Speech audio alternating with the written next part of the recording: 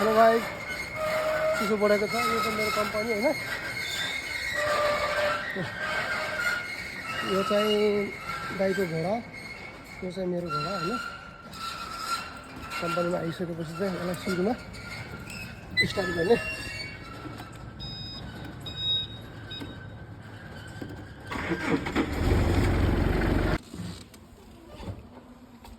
म चाहिँ त्यो फोकलिफ्ट चलाउँछु अनि यो पारिपट्टि देखिएको चाहिँ कम्पनी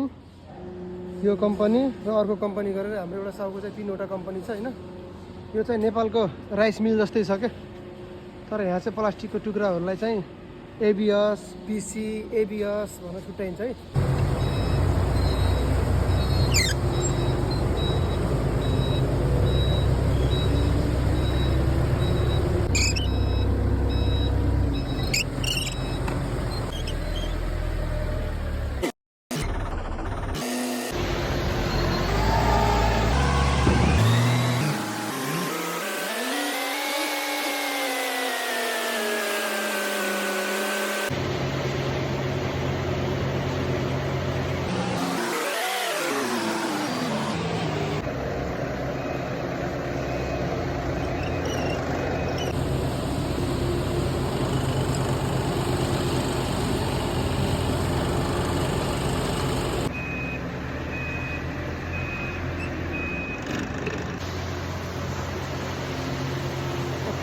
फाइनली काम सकिएको छ है